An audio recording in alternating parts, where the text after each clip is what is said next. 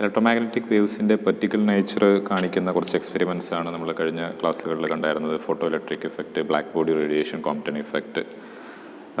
ഇനി ഈ wave പർട്ടിക്കൽ duality establish ചെയ്യുന്ന വേറൊരു ഫിസിക്കൽ ഫിനോമിനനാണ് പെയർ പ്രൊഡക്ഷൻ എന്ന് പറയുന്നത്. So we know Einstein's equation E is equal to mc square. This equation shows that energy and mass are different forms of a same entity. അപ്പോൾ അതിൻ്റെ എങ്ങനെയാണ് മാസിന് energy ആയിട്ട് convert ചെയ്യുന്നത് നമുക്കറിയാം. ആറ്റോമിക് ബോംബിൽ ന്യൂക്ലിയർ ഫ്യൂഷൻ അതുപോലെയുള്ള fusion റിയാക്ടേഴ്സിലൊക്കെ നമ്മൾ ചെയ്യുന്നത് മാസിനെ atomic ഇതിൻ്റെ ചെറിയൊരു പെർസെൻറ്റേജ് ഓഫ് മാസിനെ നമ്മൾ എനർജി ആയിട്ട് കൺവേർട്ട് ചെയ്യുന്നതാണ്. അങ്ങനെയാണ് നമുക്കൊരു huge mass c² times mass വരുമ്പോൾ നമുക്കൊരു ഹ്യൂജ് എനർജി നമുക്ക് അവിടെ കിട്ടുന്നത്. ഇതിൻ്റെ റിവേഴ്സ് പോസിബിൾ ആണോ? എങ്ങനെയെങ്കിലും നമുക്ക് എനർജിയിൽ നിന്ന് മാസ് ക്രിയേറ്റ് ചെയ്യാൻ പറ്റുമോ? മാസ് ഒരു എനർജി നമുക്ക് ഉപയോഗിച്ചുകൊണ്ട് മാസ് ക്രിയേറ്റ് ചെയ്യാൻ പറ്റും എന്നുള്ളതാണ്. സോ അത് പോസിബിളാണ്. That is called one way is the pair production. It is the creation of electron positron pair by converting electromagnetic energy of a photon into matter is called pair production. അപ്പോൾ electron positron, ഇപ്പോൾ ഇലക്ട്രോണിൻ്റെ positron എന്താണെന്ന് അറിയാം. ഇലക്ട്രോണിൻ്റെ anti particle ആണ്. Same behaviour ആണ് except charge. ഇലക്ട്രോണിന് negative charge ആണെങ്കിൽ പോസിട്രോണിന് പോസിറ്റീവ് ചാർജാണ് വരുന്നത്. അപ്പോൾ ഒരു particle anti particle, electron positron മാത്രമായിരിക്കണമെന്നില്ല, ഒരു പെർട്ടിക്കിൾ ആൻറ്റി പാർട്ടിക്കിൾ ഒരു എനർജി, യൂഷ്വലി ഫോട്ടോണിൻ്റെ ഗാമ റേയുടെ ഹൈ എനർജി നമ്മൾ ഇനി വർക്കൗട്ട് ചെയ്യും. നല്ല എനർജി വേണം അത് ക്രിയേറ്റ് ചെയ്യാനായിട്ട്. അപ്പോൾ ഗാമ റേഞ്ചിൽ വരുന്ന ഇലക്ട്രോമാഗ്നറ്റിക് സ്പെക്ട്രത്തിൻ്റെ ഗാമ റേഞ്ചിൽ വരുന്ന ഹൈ എനർജി ഫോട്ടോണിൽ നിന്നാണ് ഇത് ക്രിയേറ്റ് ചെയ്യുന്നത്. അപ്പോൾ ഈ ഒരു പെയർ, ഇതിനെയാണ് നമ്മൾ പെയർ പ്രൊഡക്ഷൻ എന്ന് പറയുന്നത്. എപ്പോഴും പെയർ ആയിട്ടാണ് നമുക്കത് ഉണ്ടാവാൻ പറ്റുള്ളൂ. അതെന്തുകൊണ്ടാണ് നമുക്ക് കാണാം. സോ ഒരു ഗാമ റേ അല്ലെങ്കിൽ photon gamma is converted to electron and positron in the presence of a nucleus. ഒരു ന്യൂക്ലിയസിൻ്റെ പ്രസൻസും കൂടെ അതിന് ആവശ്യമാണ്. ഒരു ന്യൂക്ലിയസിൻ്റെ പ്രസൻസിലാണ് ഫോട്ടോൺ അല്ലെങ്കിൽ അതിൻ്റെ എനർജി ഇലക്ട്രോണും പോസിട്രോണും അല്ലെങ്കിൽ പെർട്ടിക്കിൾ ആൻറ്റി പെർട്ടിക്കിളായിട്ട് ഒരു പെയറായിട്ട് ക്രിയേറ്റ് ചെയ്യുന്നത്. അപ്പോൾ ഇതിനെയാണ് പെയർ പ്രൊഡക്ഷൻ എന്ന് പറയുന്നത്. അപ്പോൾ ഇങ്ങനെ വരുമ്പോൾ നമുക്ക് different types of fundamental conservation loss ഉണ്ട് ഫിസിക്സിൽ. അതിനൊന്നും ഈ ഒരു പ്രോസസ്സ്, ഈ പെയർ പ്രൊഡക്ഷൻ വയലേറ്റ് ചെയ്യുന്നില്ല. നമുക്ക് ഓരോന്നും അനലൈസ് ചെയ്യാം. First charge, total charge must be conserved before the reaction and after the reaction. After this conversion charge conserved ആയിരിക്കണം. അപ്പോൾ അത് ഫോട്ടോണിൻ്റെ ചാർജ് എത്രയാണ്? ഫോട്ടോൺ ചാർജ് ഇല്ലാത്തൊരു പർട്ടിക്കിളാണ്. ഫോട്ടോണിൻ്റെ ചാർജ് 0 ആണ്. അപ്പോൾ അതുകൊണ്ട് തന്നെ ഈ ഫോട്ടോണിൻ്റെ എനർജിയിൽ നിന്നുണ്ടാവുന്ന പർട്ടിക്കിൾ എന്ത് തന്നെ ആയാലും അതിൻ്റെ ടോട്ടൽ ചാർജ് 0 ആയിരിക്കണം.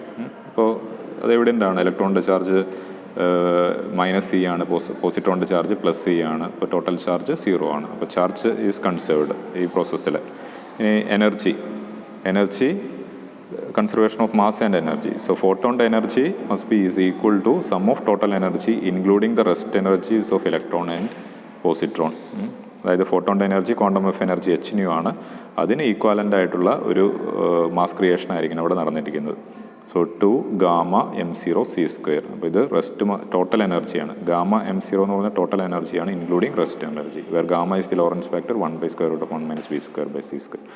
അപ്പോൾ അവിടെ മാസ് എനർജി കൺസർവേഷനും വയലേറ്റ് ചെയ്യുന്നില്ല. അതും കൺസർവ് ചെയ്തുകൊണ്ടാണ് അത് നടക്കുന്നത്. ഈ മൂന്നാമത് ശ്രദ്ധിക്കേണ്ട ഒരു കൺസർവേഷൻ ലോ ആണ് ലീനിയർ മൊമെൻറ്റം. അപ്പോൾ ഈ ലീനിയർ മൊമെൻറ്റം ഫോട്ടോൺ വരുന്നത് ഈ ഡയറക്ഷനിലാണ്, ഇലക്ട്രോണും പോസിട്രോണും ഈ ഡയറക്ഷനിൽ പോകുന്നു. പക്ഷേ ഫോട്ടോണ് നല്ലൊരു മൊമെൻറ്റം ഉണ്ട്.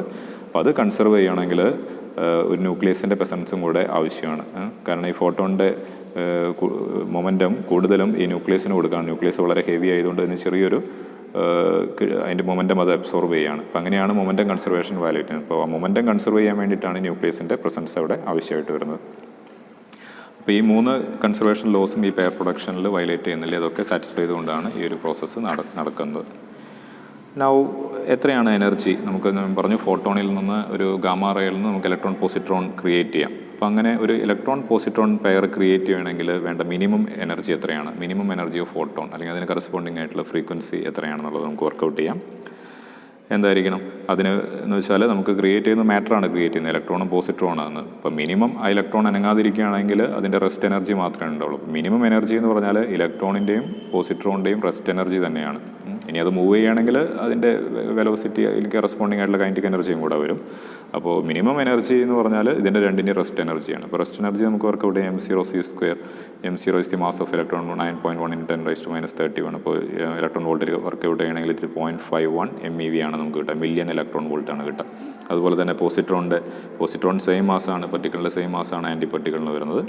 സോ അതും 0.51 MeV ആണ്. അപ്പോൾ മിനിമം എനർജി വേണ്ടത്, ഫോട്ടോണിന് വേണ്ട മിനിമം എനർജി ഇതിൻ്റെ രണ്ടിൻ്റെയും റെസ്റ്റ് എനർജിയുള്ള സമ്മമായിരിക്കും. ഇപ്പോൾ ഇതിൻ്റെ രണ്ട് സെയിം ആണ്. So 2 times that, so 1.02 MeV ആണ് വരുന്നത്. അപ്പോൾ ആ ഫോട്ടോണിന് കറസ്പോണ്ടിങ് ആയിട്ടുള്ള ലാംഡ നമുക്ക് വർക്കൗട്ട് ചെയ്യാം. നമുക്കറിയാം quantum of energy E = h nu, nu is C/λ. അങ്ങനെയാണെങ്കിൽ lambda is equal to hc/E. E എന്ന് പറഞ്ഞാൽ നമുക്ക് ഇവിടെ ആവശ്യമുള്ളത് മിനിമം എനർജി 1.02 MeV ആണ്.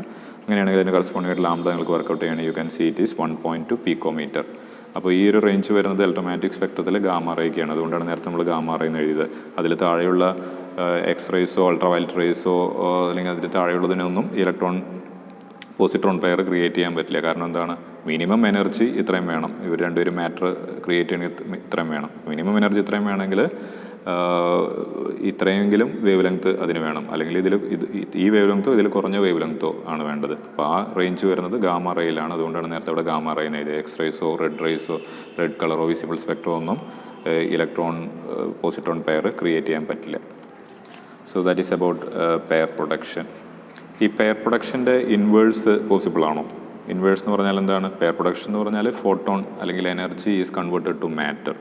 ഇനി ഒരു പെർട്ടിക്കിൾ ആൻറ്റി പെർട്ടിക്കിളും കൂടെ കമ്പൈൻ ചെയ്തിട്ട് എനർജി ഉണ്ടാവുന്നത് പോസിബിൾ ആണോ? So that is also possible. That is happening in the universe. So that is called pair annihilation. Pair annihilation is the inverse of pair production. That is ഒരു ഇലക്ട്രോണും പോസിട്രോണും കൂടെ രണ്ടുപേരും കൂടെ meet ചെയ്ത് കഴിഞ്ഞാൽ അപ്പോൾ തന്നെ അനിഹിലേറ്റ് ചെയ്തിട്ട് അവർ എന്താവും? ഫോട്ടോണാവും അല്ലെങ്കിൽ എനർജിയാവും. മാറ്റർ ഫോട്ടോണാവും. അപ്പോൾ ഫോട്ടോണാവുമ്പോൾ 2 ഫോട്ടോണാണ് ക്രിയേറ്റ് ചെയ്യുക. അത് മൊമെൻറ്റം കൺസർവ് ചെയ്യാനായിട്ടാണ്. ഒരു ഫോട്ടോൺ മാത്രമായാലും മൊമെൻറ്റം കൺസർവ് ചെയ്യാൻ പറ്റില്ല. അപ്പോൾ ഇതിൻ്റെ എനർജിക്ക് ഈക്വലൻ്റ് ആയിട്ടുള്ള എനർജിയുള്ള 2 ഫോട്ടോൺസ് ആയിട്ടാണ് അത് മാറുന്നത്. So this is pair annihilation. ഇത് പെയർ പ്രൊഡക്ഷനും പെയർ അനിഹിലേഷനും ഒക്കെ ആസ്ട്രോഫിസിക്സിൽ വളരെ ഇമ്പോർട്ടൻ്റ് ആയിട്ടുള്ള കാര്യങ്ങളാണ്. കോസ്മോളജിയുടെ ഡെവലപ്മെൻറ്റിലൊക്കെ നിങ്ങൾ വേണമെങ്കിൽ ഹോക്കിംഗ് റേഡിയേഷൻ നിങ്ങൾ കേട്ടിട്ടുണ്ടാവും. ഹോക്കിംഗ് റേഡിയേഷൻ്റെ ഫണ്ടമെൻ്റൽ കൺസെപ്റ്റ് തന്നെ ഇതാണ്. ബ്ലാക്ക് ഹോളിൽ നിന്ന് വരുന്നതായിട്ട് പറയപ്പെടുന്ന ഹോക്കിംഗ് പ്രെഡിക്റ്റ് ചെയ്തിരിക്കുന്ന റേഡിയേഷനാണ് ഹോക്കിംഗ് റേഡിയേഷൻ. അപ്പോൾ അത് ആക്ച്വലി ചെയ്യുന്നത് ഹോക്കിംഗ് റേഡിയേഷൻ ബ്ലാക്ക് ഹോളിൻ്റെ ഹൊറൈസണിനടുത്താണ് നടക്കുന്നത്. ഇവൻ്റെ ഹൊറൈസന് പുറത്ത് ഒരു എനർജിയിൽ നിന്ന് ഒരു ഇലക്ട്രോൺ പോസിട്രോൺ അല്ലെങ്കിൽ പെർട്ടിക്കിൾ ആൻറ്റി പെർട്ടിക്കിൾ പെയറാണ് ഉണ്ടാകുന്നത്. അതിൽ ആൻറ്റി പെർട്ടിക്കിൾ ഇതിനകത്തേക്ക് പോവുകയാണ്, ബ്ലാക്ക് ഹോളിനകത്തേക്ക് ഹൊറൈസനേക്ക് ഉള്ളിലേക്ക് പോവുകയാണ്. അങ്ങനെ ഈ പെർട്ടിക്കിൾ എസ്കേപ്പ് ചെയ്യുന്നതാണ് ഹോക്കിംഗ് റേഡിയേഷൻ എന്ന് പറയുന്നത്. അപ്പോൾ ഈ പെർട്ടിക്കിൾ എസ്കേപ്പ് ചെയ്യുമ്പോൾ അതിന് കറസ്പോണ്ടിങ് ആയിട്ടുള്ള മാസ് ഈ ബ്ലാക്ക് ഹോളിൻ്റെ മാസിൽ നിന്ന് കുറയുന്നതാണ് പ്രെഡിക്റ്റ് ചെയ്യപ്പെട്ടിട്ടുള്ളത്. അതുപോലെ തന്നെ വാക്വം പോളറൈസേഷൻ, ചില തിയറികൾ കോസ്മോളജിയിൽ തന്നെ നമ്മുടെ യൂണിവേഴ്സ് എക്സ്പാൻഡ് ചെയ്യുകയാണെന്ന് പറയാം. ആ യൂണിവേഴ്സിറ്റിയുടെ എക്സ്പാൻഷൻ്റെ ഡാർക്ക് എനർജിക്ക് ഉള്ള പല മോഡലുകളുണ്ട്. അതിൻ്റെ ഒരു മോഡലാണ് കോസ്മോളജിക്കൽ കോൺസ്റ്റൻ്റ് എന്ന് പറയുന്ന മോഡൽ. അപ്പോൾ ആ കോസ്മോളജിക്കൽ കോൺസ്റ്റൻ്റൊക്കെ എക്സ്പ്ലനേഷൻ കൊടുക്കുന്നത് വാക്വം പോളറൈസേഷൻ, ഇതുപോലെ പെയർ പ്രൊഡക്ഷനാണ്. പെർട്ടിക്കിൾ ആൻറ്റി പെർട്ടിക്കിൾ ക്രിയേഷനും അനിഹിലേഷനൊക്കെയാണ് ഇത്തരം തിയറികളിൽ വരുന്നത്.